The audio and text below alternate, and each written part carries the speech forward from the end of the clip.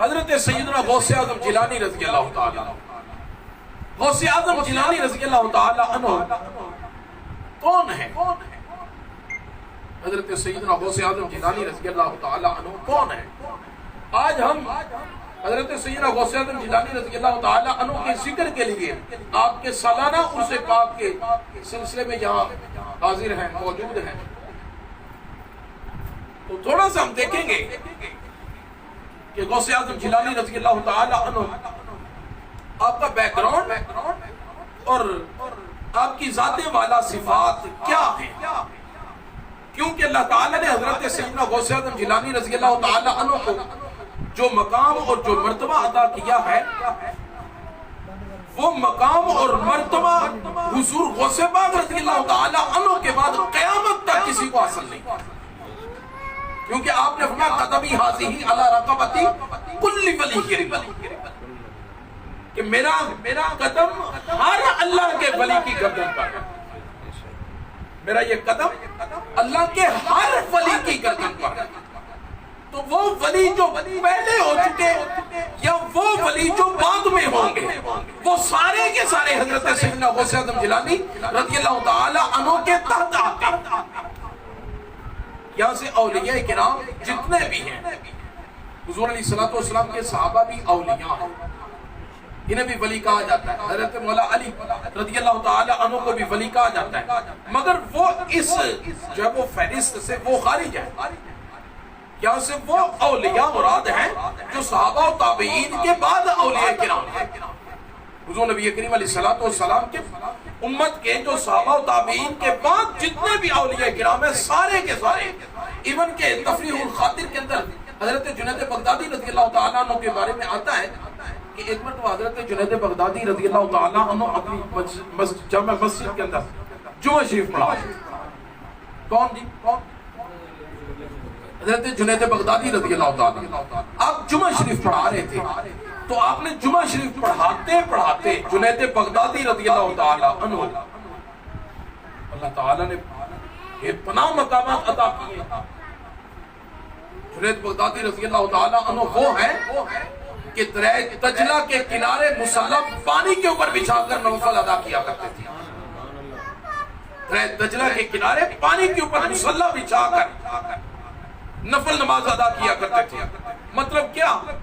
کہ آپ کو اللہ تعالیٰ نے حکمرانی اور سلطنت ایسی عطا کی تھی کہ اگر آپ پانی کو حکم کرتے تو کہ پانی کے اوپر اپنا مصلی بچھاتے تو پانی نیچے مصلی سے غائب نہیں ہوتا تھا، مستقل اور استقرار پکڑ کر آپ کے مصلی کو پکڑ کے رکھتا، آپ اس کے اوپر نفل نماز ادا کیا کرتے. پانی پر آپ کی حکومت تھی. حضرت جنید بغدادی رضی اللہ تعالیٰ عنہ نفل نماز ادا کر رہے ہیں، کسی دور سے آنے والے مسافر نے دیکھا کہ شاید کشتی جا رہی ہے، تو اس نے دور سے آوازیں دیتے ہوئے کہ ایک منٹ ٹھہریے، مجھے بھی پار لیتے جائیے گا، آواز دیتے ہوئے وہ قریب آیا. اور جب قریب آیا اور قریب آ کر جب اس نے دیکھا کہ یہ تو ماجرہ ہی کچھ اور ہے، یہ تو ماجرہ ہی کچھ اور ہے، وہ پریشان ہو گیا. وہ دیکھنے لگا کہ میں نے تو سمجھا تھا کہ کوئی کشتی ہے جس پر سواری کریں گے اور اللہ مجھے پار کر دے گا، لہذا وہ دیکھ کر پیچھے کھڑا ہو گیا ہکا بکا. آپ نے فرمایا جی کیا ہوا ہے؟ کہنے لگا میری تو ہوش ہی گم ہو گئی، میں تو چاہتا کچھ اور تھا، سوچا کچھ اور تھا، نکلا کچھ اور ہے. ٹھیک ہے جی، آپ نے میں تیرا مقصد کیا ہے؟ دریا پار کرنا یا تیرا مقصد کشتی کے اندر سواری کرنا ہے؟ تیرا مقصد کیا ہے؟ میرا مقصد یہ ہے کہ دریا عبور کر جاؤں. آپ نے فرمایا اگر دریا عبور کرنا ہی تیرا مقصد ہے تو بیٹھ، تجھے دریا پار کرنے سے غرض ہے، تجھے کیا لگے؟ تیری غرض تو یہ ہے کہ تو دریا پار کرے، اس کے سوا تجھے کیا چاہیے؟ اچھا جی، آپ نے ہاتھ پکڑ کے مصلی پہ اٹھایا اور فرمایا کہ ایک ورد تو کرتا رہا، یا جنید یا جنید یا جنید یا جنید یا جنید یا جنید یا جنید یا جنید. ہمیں کہتے ہوئے تو نہیں نا کوئی چکا، یا جنید کہتے ہوئے وہ اور ہیں جنہیں یا سے تکلیف ہوتی ہے. ہم یا رسول اللہ بھی کہتے ہیں، یا صدیق بھی کہتے ہیں، یا فاروق بھی کہتے ہیں، یا عثمان بھی کہتے ہیں، یا علی بھی کہتے ہیں، یا غوث بھی کہتے ہیں، یا داتا بھی کہتے ہیں، یا خواجہ بھی کہتے ہیں، اور یا جنید بھی۔ آپ نے فرمایا یا جنید کہتا رہا، وہ یا جنید کہتا رہا، سینٹر میں جب گیا تو یا جنید کہتے ہوئے شیطان ہر کسی کے ساتھ ہے، اس نے پیچھے سے چونکا لگایا اور کہنے لگا کہ تو یا جنید جو کہہ رہا ہے تو یا اللہ کیوں نہیں کہتا؟ پتہ چلا وہ پہلے سے ہی ڈرا ہوا بیٹھا ہوا، اس کے ڈر نے ہی اسے جو ہے نا وہ اس مقام پر پہنچایا کہ یا جنید کہتا ہوا اس کی ایک نظر پانی پر، ایک مسلح پر، ایک بابا جی پر، کب جب وہ بابا جی کی نظر ادھر ہو اور مجھے جو ہے وہ پانی میں مسلح اب پانی کے اوپر رہے، ذرا تصور میں تو آئے وہ کس حالت میں، اس کی اپنی کیفیت کیا ہوگی، وہ کیسے ڈرا بیٹھا ہوگا، وہ ڈرتے ہوئے اس کے خیالات تو کئی آتے ہوں گے۔ اس نے سوچا کہ یا جنید کہہ رہا ہوں، یا جنید کہہ رہا ہوں، کیوں نہ خدا بچانے والا ہے، کیوں نہ خدا بچانے والا ہے، تو خدا تو بچانے والا ہے ہی، تو یا خدا یا اللہ کیوں نہ کہوں، یا اللہ کیوں نہ کہوں۔ اس نے 2 مرتبہ کہا یا اللہ۔ جب تیسری مرتبہ کہا نا تو جنید بغدادی رضی اللہ تعالیٰ عنہ پاس تھے ورنہ گیا تھا، جنید بغدادی رضی اللہ تعالیٰ عنہ پاس تھے کہ انہوں نے ہاتھ پکڑ کے پھر اوپر بٹھایا۔ آپ نے کدھر جانے لگے؟ آپ نے کہا ابھی تک جنید تک تو پہنچا نہیں ہے، جنید تک رسائی حاصل نہیں ہوئی، اور یا اللہ تو اللہ تک کیسے پہنچ گیا ہے؟ اللہ تک کیسے پہنچ سکتا ہے؟ یا اللہ کہنے لگا تو ڈوب گیا، اور یا جنید کہنے لگا تو آپ نے پھر اسے پٹھا کے فرمایا کہ ابھی تک جنید تک تو پہنچا نہیں ہے، خدا تک کیسے پہنچ سکتا ہے؟ اس پر دلیل عرض کر دوں، کوئی کہیں گے کہ یہ ایک ڈکوسلا ہے، یہ مسئلہ نہیں ہے۔ ایک تو مصیبت ہمیں یہ ہے کہ اب ہمارے دین کی ترجمانی انجینئر کرنے لگے، انجینئر جو ہے، ڈپلوما ہولڈر جو ہے، وہ ہمارے دین کی تشریح کرنے لگے، قرآن پڑھتے ہیں اور حدیث پڑھتے ہیں اور آگے سے انجینئروں جیسے لوگ جو ہیں وہ دین اسلام کی تشریح کرنے لگ گئے ہیں۔ بیڑا غرض ہے تمہارا، تو تمہیں دین سے تمہاری غرض کیا ہے؟ تمہیں قرآن و سنت کا پتہ ہی کیا ہے؟ تمہیں علم کیا ہے جو قرآن و سنت اٹھا کے جب اس کی تشریح کرنے لگ جاتے ہو، اور ان اولیاء صلحاء اور امت کے ارد جب وہ عظیم پلرز ہیں ان کی طرف بکواس کرنے لگ جاتے ہو۔ یہ لوگ، انجینئر کا کام دین کی تشریح کرنا نہیں ہے، انجینئر کا کام ہے کہ کسی جا کے مستری اور مزدور کے ساتھ جا کے اسے اینٹا وغیرہ پکڑائے، مسالہ ٹوئے،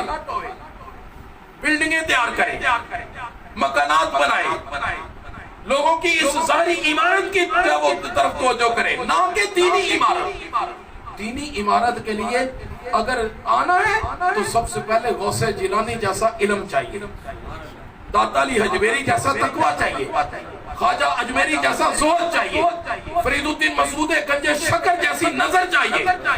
یہ ساری چیزیں جب اکٹھی ہو کے پھر جب قرآن پڑھے تو پھر قرآن ان سے گفتگو کر کے سیدھا راستہ ان کو دکھاتا۔ وہ 100 انسانوں کا قاتل، 100 انسانوں کا قاتل جس نے 99 قتل کیے تھے، بخاری شریف کی حدیث ہے، بخاری کے اندر بھی موجود ہے اور مشکاۃ شریف کے اندر بھی موجود ہے، اور بھی ذخیرہ حدیث کے اندر یہ موجود ہے، جس نے 99 قتل کیے تھے، اور 99 قتل کرنے کے بعد وہ اللہ کی طرف گیا تھا یا اللہ کے ولی کی طرف گیا تھا؟ اللہ کی طرف گیا تھا یا اللہ کے ولی کی طرف گیا تھا؟ اب یہ غور سے سنیے گا، یہ روایت ہے، یہ حدیث پاک ہے۔ حضور نبی کریم علیہ الصلوۃ والسلام، اگرچہ وہ بندہ تو بنی اسرائیل کا تھا، اس پر بھی اب تبصرہ کرے گا کہ یہ بنی اسرائیل کی کہاوت ہے، ہماری اس امت کا نہیں ہے۔ میں نے کہا اگر بنی اسرائیل کی کہاوت ہے، بنی اسرائیل کی بات ہے، سنا کون رہے؟ مدینے کے تاجدار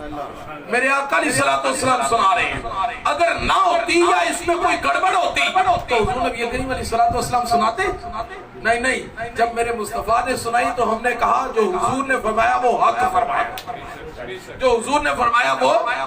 حق فرمایا۔ 99 قتل کیے تو 99 قتل کرنے کے بعد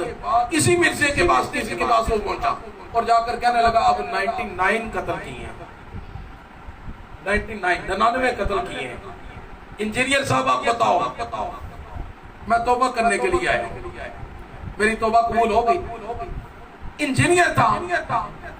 عقل مند تھا اس نے قرآن و سنت سے اسے کیا خبر اسے کیا پتا کہ قرآن و سنت تو عقل قربان کرنے سے آتے ہیں اسے اس چیز کی کیا خبر تھی اسے کیا پتا تھا کہ رسول کریم علیہ السلام کی چوکھٹ پر صحابہ آنکھیں کھول کے نہیں آنکھیں بند کر کے حضور سے علم حاصل کیا کرتے تھے انہیں اس چیز کی کیا خبر تھی تو چونکہ یہ انجینئر تھا یہ ڈپلوما ہولڈر تھا یہ عقل کا استعمال کر کے کہنے لگا کہ بھئی ایک انسان کا قتل کیا گیا وہ نہیں معاف ہو سکتا تو جس نے 99 کیے وہ کیسے معاف ہو سکتا اس نے فوراً سے کہا نہیں بھی نہیں تیری معافی نہیں ہو سکتی تیری معافی نہیں ہو سکتی اس نے کہا اگر میری معافی نہیں ہو سکتی تو میرا ایک ہی کام ہے میرا ایک ہی کام ہے تو کیوں نہ سینچری پوری کرے اس نے وہ اپنا ہتھیار نکالا اور نکال کر اس کا کام تمام کیا اور اپنا 100 کا فقم والا اس نے اپنا 100 کا عدد پورا کیا 100 کا عدد پورا کرنے کے بعد پھر جستجو یہ تھی کہ شاید کہ میرے توبہ کے لیے کچھ مل جائے کوئی در مل جائے کوئی ایسا وسیلہ مل جائے وہ چلتے چلتے کسی ایک راہب کے پاس پہنچا جو اللہ کے علم والا تھا جس نے علم حاصل کیا تھا اس سے جا کے پوچھنے لگا کہ میں نے اس طرح 100 انسانوں کو قتل کیا اب کیا حکم ہے وہ کہنے لگا پھر کیا ہوا 100 انسانوں کا قتل کیا پھر کیا ہوا تیرے سانس چل رہے ہیں نا تیری زندگی باقی ہے نا تو ایسا کر یہ فلاں بستی کے اندر اللہ کے کچھ ولی رہتے ہیں اللہ کے کچھ ولی رہتے ہیں تو اپنی جگہ سے اٹھ جلدی سے ان کے اندر چلا ان اللہ کے ولیوں کے پاس جا اگر میں اسے قیاس کرتے ہوئے یہ عرض کروں کہ وہ بندہ یہاں تھا اور اس نے یہاں سے پوچھا کہ بھئی میں نے یہ گناہ کر لیے اتنے اب میری معافی کدھر ہوگی تو بتانے والے نے اسے بتایا کہ یہ تھوڑی دور جائے گا تو داتا گنج بخش علی حجویری کا ڈیرہ حضرت غوث اعظم جیلانی کا ڈیرہ حضرت خواجہ اجمیری کا ڈیرہ تو ادھر چلا جا ان کے پاس جائے گا تیری بخشش ہو جائے وہ بندہ چلا اور بندہ چلتے ہوئے اس نے کہا کہ پھر چلیں جی ان کے صدقے سے میری بخشش ہو جائے گی وہ چلتا چلتا چلتا چلتا ابھی راستہ پورا ہی نہیں ہوا تھا کہ اس کی موت ہو گئی جب اس کی موت ہوئی فرشتے دونوں یاد عذاب کے بھی اور رحمت کے بھی دونوں آپ کے فرشتوں سے کہتے ہیں کہ بھئی ہم تجھے جہنم میں لے کے جائیں گے عذاب والے کہتے ہیں اور دوسرے جو تھے جنت والے کہتے ہیں نہیں اسے جنت لے کے جائیں گے عذاب والے کہتے ہیں بھئی کیسے جنت لے کے جاؤ گے 100 انسانوں کا قاتل ہے 100 بندہ مارا اس نے وہ انجینئر بھی اس نے ایک مار دی ہے ایک رہتا تھا مین بندہ جو تھا وہ بھی اس نے مار دیا اب کیسے اس کی بخشش ہوگی اللہ کے فرشتے وہ جو جنت والے تھے وہ کہنے لگے کہ نہیں جی اگرچہ اس نے 100 انسانوں کا قتل کیا دیکھو تو صحیح جا کس کی طرف دیکھو تو صحیح اس کے دل میں یاد کس کی ہے اس کی زبان پہ لب پہ اس کے ورد کس کا ہے خدا کی طرف جا رہا ہوتا تو مسجد کی طرف جاتا لیکن مسجد کی طرف نہیں جا رہا تھا وہ اللہ کے ولی کی طرف جا رہا تھا اور اگر اللہ کے ولی کی طرف جا رہا تھا تو اس کے زبان پہ ورد کس کا تھا یا غوث یا غوث یا جنید یا جنید یہ ورد تھا اس کا یہ ورد کرتے کرتے وہ جا رہا تھا فرشتوں نے کہا ہم تو اسے جنت لے کے جائیں گے اللہ تبارک و تعالیٰ کی بارگاہ میں فیصلہ پہنچا نہیں جی دو میں نہیں مانتے عذاب والے کہتے ہیں ہم لے کے جائیں گے جنت والے کہتے ہیں ہم لے کے جائیں گے اللہ تبارک و تعالیٰ نے فرمایا کہ ایسا کرو آپ زمین کی پیمائش کرو جہاں سے چلا تھا جہاں تک جانا تھا جہاں سے چلا تھا جہاں تک جانا تھا توجہ ہے جہاں سے چلا تھا جہاں تک جانا تھا سارے فاصلے کی پیمائش کرو اگر اس نے فاصلہ زیادہ طے کر لیا ہے تو پھر اسے جنت والے لے جائیں اور اگر اسے اس نے فاصلہ کم طے کیا ہے اسے جنت والے لے جائیں معذرت کے ساتھ ویسے ایک عرض کروں فیصلہ یہاں پہ نہیں غلط ہو گیا معذرت کے ساتھ معذرت کا انداز میں سوال میں کیا کرتا ہوں، یہاں پہ نہیں فیصلہ غلط ہو گیا؟ حالانکہ چاہیے تو یہ تھا کہ اللہ تبارک و تعالیٰ کی ذات کو بھی علم تھا، اے علم اللہ تعالیٰ کی ذات کو یہ 100 انسانوں کا قاتل ہے، اس کے لیے تو گنجائش ہی نہیں ہونی چاہیے کہ اسے اس طرف جانا چاہیے، ڈائریکٹ اور عدل فیصلہ یہی آنا چاہیے، چکو سوٹے فیصلہ تو یہی آنا چاہیے تھا، مگر اللہ تبارک و تعالیٰ نے یہ فرما کر کے پیمائش کرو، مطلب یہ کہ ایک گنجائش یہاں دے دی، ایک گنجائش یہاں دے دی۔ اب وہ فاصلہ طے کرنے لگے، حقیقت کیا تھی؟ میں نہیں کہتا، میرے محبوب علیہ السلام فرماتے ہیں حقیقت یہ تھی کہ اس نے فاصلہ کم طے کیا تھا اور جہاں جانا تھا وہ فاصلہ زیادہ تھا، جو اس نے فاصلہ طے کیا تھا وہ کم تھا، اور جو فاصلہ اس نے طے کرنا جس منزل پہ پہنچنا تھا وہ فیصلہ جو تھا، وہ فاصلہ جو تھا وہ زیادہ تھا۔ اللہ تبارک و تعالیٰ نے فرمایا مسئلہ میرے ولیوں کا ہے، اب بات میرے اولیاء کی ہے، ایسا کرو زمین کو حکم دیا زمین تو سکڑ جا، سبحان اللہ، زمین کو حکم دیا تو سکڑ جا، اس کی میت کو یہاں سے اٹھا اولیاء کے قریب پھینک دے اسے، فرشتوں کو پتہ ہی نہ چلے۔ فرشتے جب پیمائش کرنے لگے، جب اب پیمائش کی تو اب اس کی میت کو اٹھا کے قریب پھینک دیا، اب جب قریب پھینکا تو فرشتوں نے پیمائش کی، فرشتے کہنے لگے نہیں داتا صاحب کے ڈیرے کے قریب جا کے مرا۔ سبحان اللہ، سبحان اللہ، حضرت سیدنا غوث اعظم جیلانی کے ڈیرے کے قریب جا کے مرا، ڈیرے پہ نہیں پہنچا۔ حضرت سیدنا غوث اعظم جیلانی رضی اللہ تعالیٰ عنہ کے مدرسے میں نہیں پہنچا، بس قریب چلا گیا ہے۔ اللہ تبارک و تعالیٰ نے فرمایا اس قرب کی وجہ سے جاؤ اس کی بخشش ہوگی،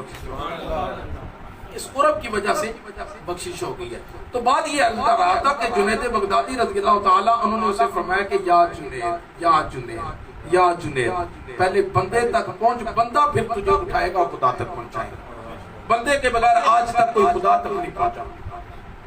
اللہ تبارک و تعالیٰ نے حضرت جنید بغدادی رضی اللہ تعالیٰ کو ایک مقام دیا تھا،